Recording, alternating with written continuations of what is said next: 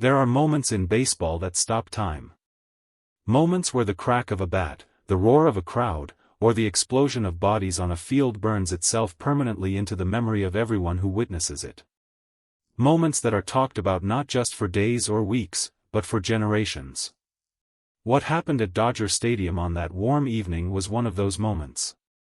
Except this time, it was not a home run that froze the world. It was not a strikeout in the ninth inning. It was something far darker. Far more dangerous. And far more deliberate. Because what unfolded at home plate that night was not an accident. It was not a collision born from the chaos of the game. According to multiple sources with direct knowledge of what happened in the Seattle Mariners dugout before that fateful at-bat, what happened to Shohei Ohtani was planned. Orchestrated. And the name at the center of that orchestration was one that sent shockwaves through every corner of professional baseball. Randy Arozarena. To understand how this moment arrived, you have to understand the tension that had been quietly building between the Mariners and the Dodgers for the better part of this season. On the surface, these two franchises maintain the professional courtesy that Major League Baseball demands. Handshakes before games. Respectful exchanges between managers. The polished public face of competition at its highest level. But beneath that surface, something had been festering. Sources inside both organizations confirmed that the relationship between certain Mariners veterans and the Dodgers superstar core had deteriorated significantly over recent months. The reasons were layered and complicated: competitive frustration, perceived disrespect, the suffocating shadow that Shohei Ohtani casts over every opposing dugout simply by existing. When you are on the other side of Ohtani, you are not just facing a baseball player. You are facing a phenomenon. And for some, that is simply too much to bear in silence. Arozarena had made no secret, at least privately, of his feelings toward the Dodgers and toward Ohtani specifically. Teammates described a player who had grown increasingly agitated as the season progressed. A player who watched Ohtani's highlight reels with something that went beyond competitive fire. Something that had curdled, over weeks and months, into something far more dangerous. Resentment. The game itself began without incident. The atmosphere at Dodger Stadium was electric, as it always is when Ohtani steps into the lineup. Fans had filled every seat hours before first pitch. The energy in the building was the kind that makes the hairs on your arms stand up, the anticipation of watching the best player on the planet do something extraordinary. Through the early innings, the game was tight and tense. Both pitching staffs were dominant. The crowd groaned and cheered in equal measure. On the Mariners' bench, Arozarena sat with his arms crossed, watching. Those who were near him that evening described a man who was not watching the game the way players normally watch a game. He was watching Ohtani. Only Ohtani. Tracking every movement, every at-bat, every interaction with teammates and fans. Between innings, according to sources present in the dugout, Arozarena leaned toward two of his teammates, their names have not been officially confirmed, and spoke in a low, deliberate voice. The conversation lasted less than 2 minutes. But the instructions that were communicated in those 2 minutes would change the course of that evening forever. The message, as it was relayed to reporters who spoke with witnesses afterward, was chillingly simple. When Ohtani comes to the plate in a close situation, make sure he feels it. The moment arrived in the 6th inning.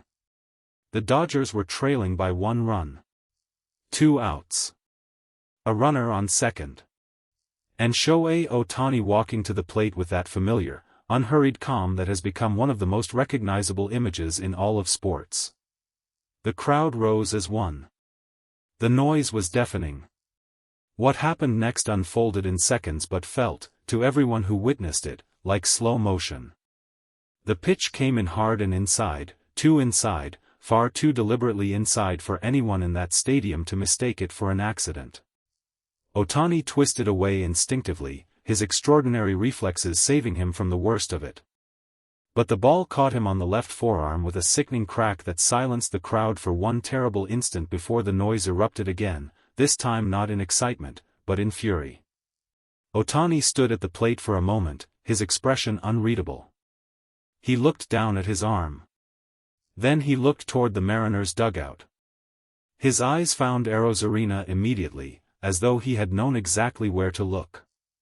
And what he saw confirmed everything. Arozarena was not looking at the pitcher. He was not looking at the catcher. He was looking directly at Ohtani, and on his face was an expression that every person in professional baseball recognizes. The expression of a man who got exactly what he wanted. It was Mookie Betts who moved first.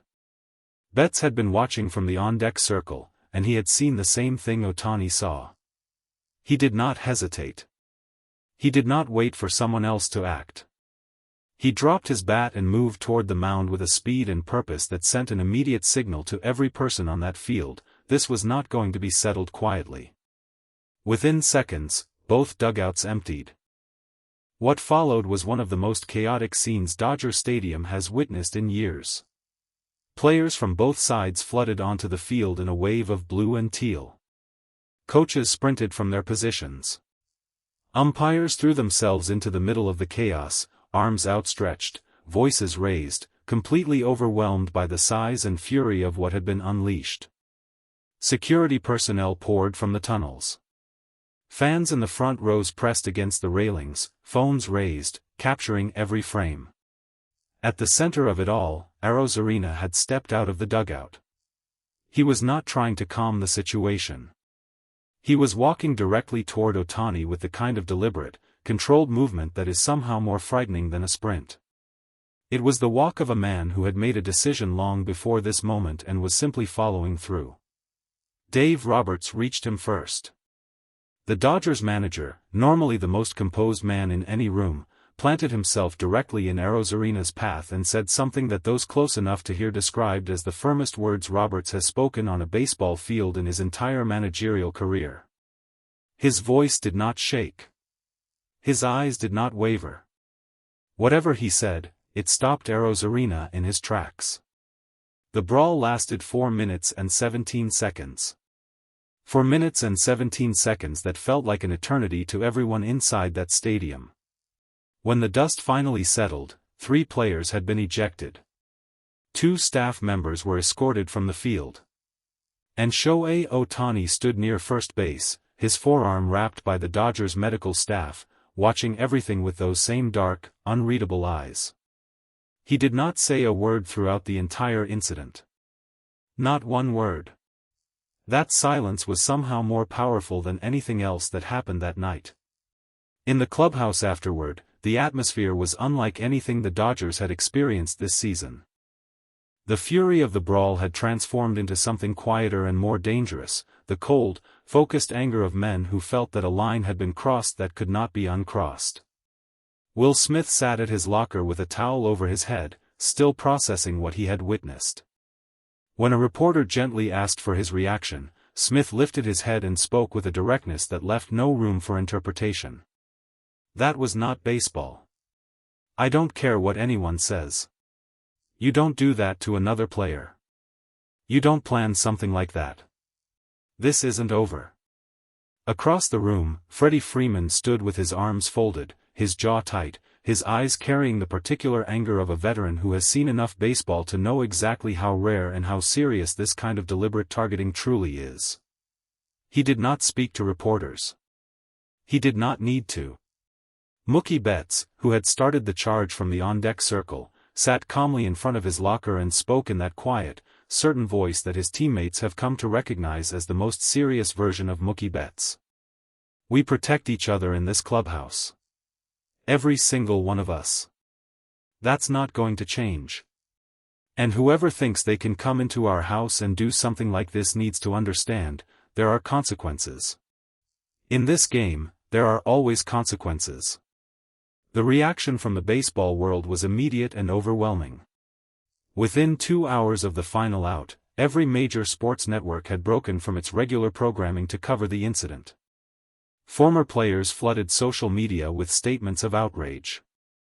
Current managers around the league spoke carefully but pointedly about the culture of the game and the unwritten rules that separate competition from something uglier. The league office announced that evening that a full investigation would be launched immediately. Disciplinary hearings were expected to begin within days.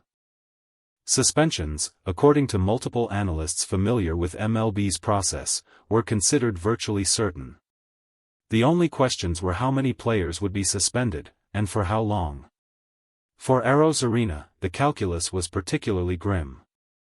If the reports of deliberate instruction to target Ohtani were confirmed through the league's investigation, the punishment would be unlike anything seen in the sport for years. The word being used in league circles, spoken carefully and with full understanding of its weight, was unprecedented. As the stadium lights dimmed and the last of the crowd filtered out into the Los Angeles night, Shohei Ohtani sat alone in the training room. The medical staff had confirmed that the injury to his forearm, while painful, was not serious. He would not miss significant time. His body, as it so often does, had absorbed the blow and endured. But the image that stayed with every person who passed that training room doorway that night was not of a man in physical pain. It was of a man sitting very still, very quietly, in a room that had gone silent around him. Staring at nothing. Thinking everything. Shohei Ohtani had been targeted before. He had been tested before. He had faced pressure and hostility and the crushing weight of impossible expectations before. He had never broken under any of it. And tonight would be no different. But somewhere in the quiet of that training room, behind those dark and unreadable eyes, a decision was being made. The kind of decision that does not announce itself loudly. The kind that simply waits, with absolute patience, for the right moment to reveal itself. Baseball would feel that decision soon enough. And Randy Arozarena, above everyone else, would feel it first.